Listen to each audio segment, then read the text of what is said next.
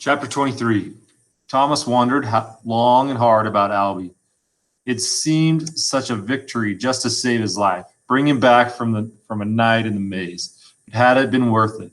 Now the boy was in intense pain, going through the same things as Ben. And what if he became as psychotic as Ben? Troubling thoughts all around. Twilight fell upon the glade, and Albie's screams continued to haunt the air. It was impossible to escape the terrible sound, even after Thomas finally talked to the medjacks into letting him go. Weary, sore, bandaged, but tired of the piercing, agonized wails of their leader. Newt had adamantly refused when Thomas asked to see the person he'd risked his life for. It'd only make it worse, he said, and would not be swayed. Thomas was too tired to put up a fight. He had no idea it was possible to feel so exhausted. Despite the few hours of sleep he'd gotten, he'd hurt too much to do anything after that, and had spent most of the day on a bench on the outskirts of the Deadheads, wallowing in despair. The elation of his escape had faded rapidly, leaving him with pain and thoughts of his new life in the glade. Every muscle ached. Cuts and bruises covered him from head to toe, but even that wasn't as bad as the heavy emotional weight of what he'd been through the previous night. It seemed as if all the realities of living there had finally settled in his mind, like hearing a final diagnosis of terminal cancer. How could anyone ever be happy in a life like this, he thought. Then, how could anyone be evil enough to do this to us? He understood more than ever the passion the Gladers felt for finding their way out of the maze. It wasn't just a matter of escape. For the first time, he felt a hunger to get revenge on the people responsible for sending him there. But those thoughts just led back to the hopelessness that had filled him so many times already. If Newt and the others hadn't been able to solve the maze after 2 years of searching, it seemed impossible there could actually be a solution. The fact that the Gladers hadn't given up said more about these people than anything else. And now he was one of them. This is my life, he thought. Living in a giant maze, surrounded by hideous beasts, sadness filled him like a heavy poison. Albie's screams, now distant but still audible, only made it worse. He had to squeeze his hands to his ears every time he heard them. Eventually, the day dragged to a close, and the setting of the sun brought the now familiar grinding of the 4 doors closing for the night. Thomas had no memory of his life before the box, but he was positive he'd finished the worst 24 hours of his existence. Just after dark, Chuck brought him some dinner and a big glass of cold water. Thanks, Thomas said, feeling a burst of warmth for the kid. He scooped the beef and noodles off the plate as fast as his aching arms could move. I so needed this, he mumbled through a huge bite. He took a big swig of his drink, then went back to attacking the food. He hadn't realized how hungry he was until he had started eating.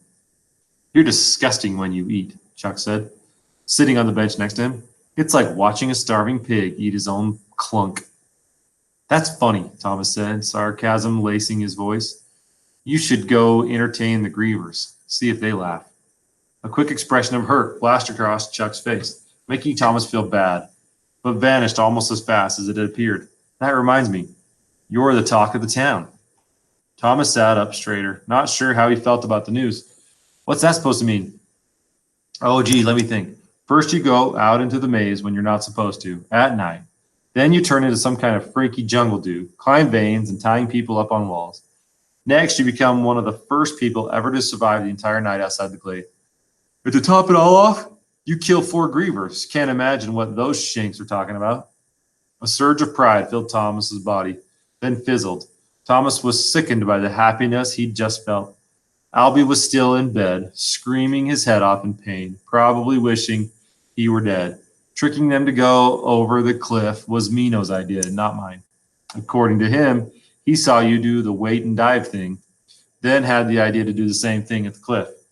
That wait and dive thingy? Thomas asked, rolling his eyes. Any idiot on the planet would have done that. Don't get all humbly bumbly on us. What you did is freaking unbelievable. You and Mino both. Thomas tossed the empty plate on the ground, suddenly angry.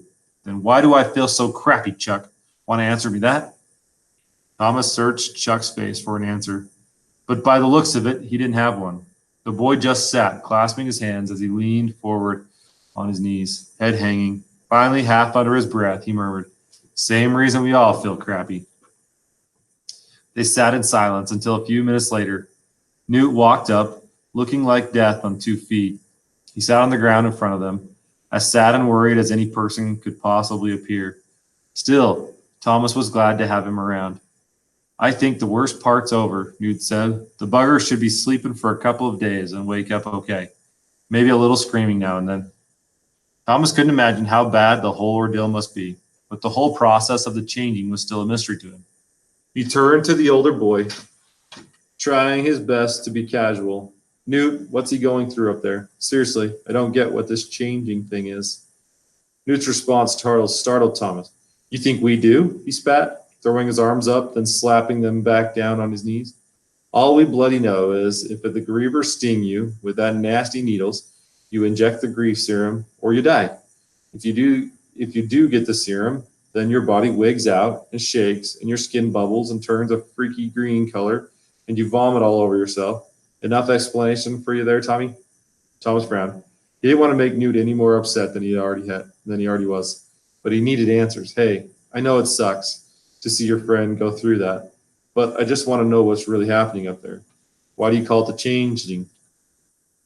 Newt relaxed, seemed to shrink even, and sighed. "It brings back memories, just little snippets, but definitely memories of before we came to this horrible place.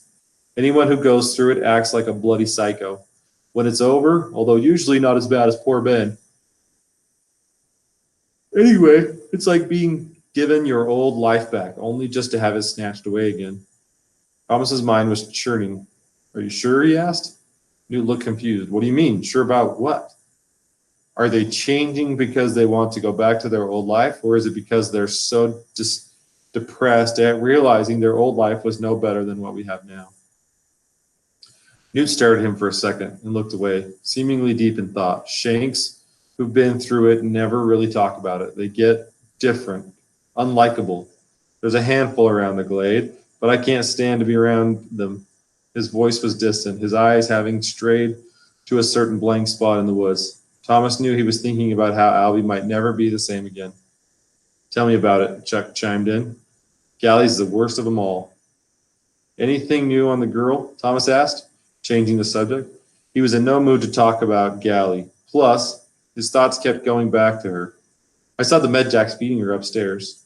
"No," Newt answered, "still in the bug and coma, or whatever it is. Every once in a while she'll mumble something, nonsense, like she's dreaming.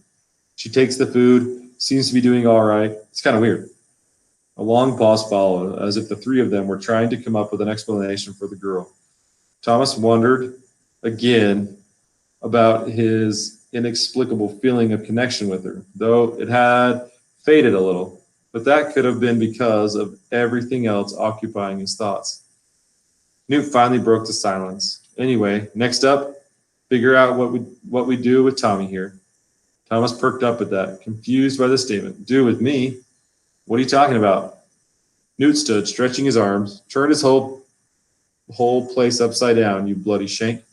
Half the gladers think you're God. The other half want to throw your butt down the box hole. A lot of stuff to talk about." "Like what?" Thomas didn't know which was more unsettling. The people thought he was some kind of a hero, or some wished he didn't exist. "Patience," Newt said. "You'll find out after the wake-up." "Tomorrow? Why?" Thomas didn't like the sound of this. "I'll call the gathering, and you'll be there. You're the only bugging thing on the agenda." And with that, he turned and walked away, leaving Thomas to wonder why in the world a gathering was needed just to talk about him.